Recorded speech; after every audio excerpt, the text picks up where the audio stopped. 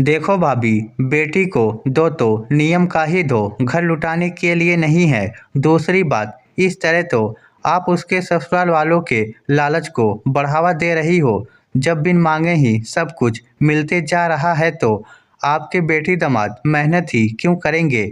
पता है उसको भी, यहाँ आकर कमी का रोना रोएगी और आप बस उठाकर दे दोगे। पहले तक देते थे दिया, लेकिन अब तो घर में बहू आ गई है, अब उसके हक का क्यों दे रही हो। मालती अपनी जेठानी दमयंती को समझाते हुए बोली, देख मालती, ये मेरे घर का मामला है, तुझे बीच में बोलने की जरूरत नहीं है। मेरी बेटी है, मैं उसे कुछ भी दूं। तुम रोक टोक करने वाली कौन होती हो। क्या मेरे बेटे बहू ने तुमसे कोई शिकायत की है जो तुम उनकी तरफदारी करने आ गई। दमयंती बिगड़ते हुए बोली, भाभी जी, मैं कोई रोक टोक करने नहीं आई हूँ, लेकिन जो सही बात है वही बतला रही हूँ। मालती समझाते हुए बोली, हाँ तो अपने घर में ही चला जो भी चलाना है तुझे। मैं अपने घर का सही गलत खुद देख लूँगी। दमयंती जी ने ये बात बोलकर उस बात को वहीं ख़त्म कर दिया। अब मालती क्या ही बोलती, इसलिए चुपचाप अपना सा मुँह लेकर अपने घर रवाना हो गई, जो यहाँ से 2 घर की दूरी पर ही था। उधर मालती तो अपने घर पर रवाना हो गई, लेकिन इधर दमयंती जी ने अपनी बहू संध्या को घूर कर देखा और उसे जानबूझकर सुनाते हुए बोली, बेटी मेरी है, लेकिन लोगों की नज़रों को सालती है। अरे मेरा घर है, मेरे पति की कमाई है, मैं अपनी बेटी को दूं या पूरा ही लुटा दूं, किसी को उसमें आपत्ति नहीं होनी चाहिए। अब संध्या क्या ही कहती, इसलिए वो चुपचाप उठकर अपने कमरे में चली गई। दमयंती जी के 2 बच्चे थे, अरुण और साक्षी। साक्षी उम्र में बड़ी थी और उसकी शादी को 3 साल हो चुके थे, जबकि अरुण छोटा था और उसकी शादी अभी 7 महीने पहले ही हुई थी। दमयंती जी के पति का अपना कारोबार था, जो इतना तो चल जाता था कि अपनी ज़रूरत के अलावा बचत भी हो जाती थी। दमयंती जी का अपनी बेटी साक्षी से कुछ ज़्यादा ही लगाव था, इसलिए उसकी सही गलत हर बात पर दमयंती जी आंखें मूंद कर विश्वास करती थी। साक्षी शुरू से ही जिम्मेदारियों से दूर भागती आई थी, इसलिए वो तो अपनी शादी के 4 महीने बाद ही अपने पति को लेकर अलग हो गई थी। हालांकि दमयंती जी ने अपनी बेटी को शादी में जरूरत भर का सारा सामान दिया था, लेकिन बावजूद उसके जब भी साक्षी को किसी चीज़ की ज़रूरत पड़ती तो साक्षी बेहिचक दमयंती जी से कह देती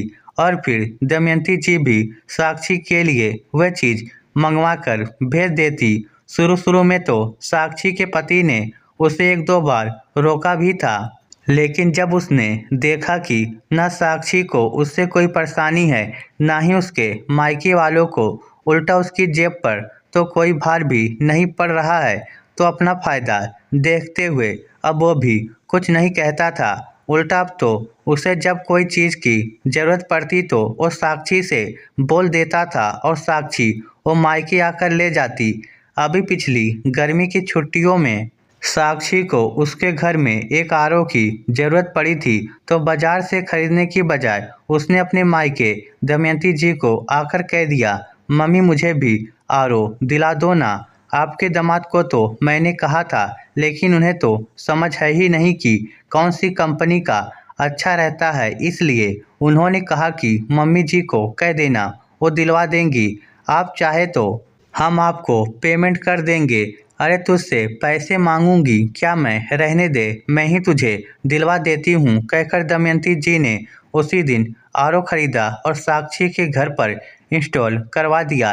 ये तो तब तक की बात थी जब तक बेटे की शादी नहीं हुई थी, लेकिन अब तो अरुण की शादी हो चुकी थी। लेकिन अब साक्षी के कारण कई बार संध्या को परेशानी हो जाती थी। अभी पिछले महीने की ही बात थी, साक्षी का मिक्सर ग्राइंडर खराब हो गया, तो ना तो उसने उसको रिपेयर करवाया और ना ही बाजार से दूसरा खरीदा, बल्कि वो यहाँ पर आ गई संध्या के मायके से आया हुआ मिक्सर ग्राइंडर लेने के लिए, और बड़ी बेशर्मी से उसने संध्या से उसे मांग भी लिया, भाभी मुझे आपका मिक्सर ग्राइंडर दे दीजिए, मैं 1-2 दिन में आपको लौटा जाऊंगी। साक्षी की बात सुनकर संध्या खुद हैरान रह गई। लेकिन दमयंती जी ने एक कहकर वो मिक्सर ग्राइंडर साक्षी को दिलवा दिया कि 1-2 दिन में लौटा जाएगी। लेकिन 1 महीना होने को आ गया, वह 1-2 दिन आज तक नहीं आया। इसी तरह 15 दिन पहले साक्षी और उसके पति को कहीं जाना था, तो वो लोग अरुण की बाइक लेकर गए थे। लेकिन 15 दिन से ऊपर होने को आए, वो उसे नहीं लौटा रहे। अरुण कई बार बोल चुका, लेकिन आज नहीं कल, कल नहीं परसों का बहाना करके 15 दिन कर दिए। इधर अरुण को ऑफिस जाने में अच्छी खासी परेशानी हो रही थी। अब सुबह सुबह रोज मालती उसे ऑफिस के लिए बस पकड़ने के लिए अपने घर के सामने से पैदल निकलते हुए देखती थी, इसलिए वो दमयंती जी को समझाने आ गई। लेकिन दमयंती जी को अपनी बेटी के प्यार में तो अपने बेटे बहू की परेशानी दिखती ही नहीं थी। शाम को जब अरुण थका हारा घर पर आया तो उसे देखकर दमयंती जी के पति ने कहा, अरे भाग्यवान साक्षी और दामाद जी, अरुण की बाइक कब लौटाएंगे? अरे उन्हें अभी जरूरत होगी, इसलिए तो नहीं लौटा रहे हैं। और फिर ऐसे कैसे कह दूं उन्हें बाइक लौटाने के लिए? उन लोगों को भी तो गाड़ी के बगैर परेशानी होती होगी। दमयंती जी ने कहा, उन्हें परेशानी होती होगी तो उसके लिए तुम क्या अरुण को परेशान करती रहोगी? साक्षी को फ़ोन करके कहो कि इसकी बाइक लौटा कर जाए। हाँ वो तो ठीक है, लेकिन मैं सोच रही हूँ कि क्यों ना हम लोग साक्षी और दामाद जी को एक बाइक खरीद कर दे दें। उससे भी आए दिन परेशानी होती रहती है।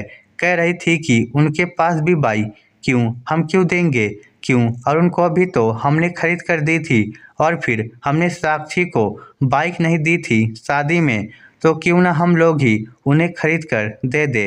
दमयंती जी ने कहा, 1 मिनट, अरुण की बाइक का डाउन पेमेंट मैंने दिया था, बाकी उसकी पूरी इंस्टॉलमेंट के पैसे अरुण ने खुद चुकाए थे। और दूसरी और ज़रूरी बात, क्या बेटी को हर चीज़ हम खरीद कर देंगे? वो लोग अपनी जेब से खुद कुछ नहीं खरीदेंगे। उन्हें दे देकर उनका लालच इतना ज़्यादा बढ़ा दिया तुमने कि अब वो हर चीज़ की उम्मीद हमसे ही करते हैं।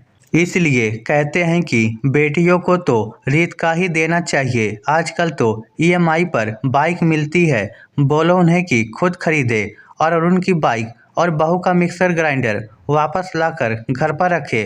पर तुमसे नहीं कहते बन रहा है तो मैं खुद कह दूंगा उन्हें ये बात, और उनसे लौटाते नहीं बन रहा है तो मैं खुद ही लेने पहुंच जाऊंगा उनके घर पर। जब दमयंती जी के पति ने नाराज होकर ये बात कही तो दमयंती जी कुछ कह नहीं पाई। आखिर उन्हें अपनी बेटी को फ़ोन करके कहना ही पड़ा कि पापा नाराज हो रहे हैं, इसलिए बाइक और मिक्सर ग्राइंडर वापस देकर जाओ, वरना पापा खुद ही सामान लेने पहुंच जाएंगे। तब जाकर साक्षी ने तमतमा कर ही सही और बाइक और मिक्सर ग्राइंडर वापस लौटा दिया। पर उस दिन के बाद एक फ़ायदा तो हुआ। अब वो ज़रूरत के सामान के लिए अपने मायके आकर नहीं रोती थी, बल्कि अब दोनों पति पत्नी अपने खुद के पैरों पर खड़े हो रहे थे। इस स्टोरी को लेकर आपकी क्या राय है? नीचे कमेंट करके हमें ज़रूर बताइएगा। धन्यवाद।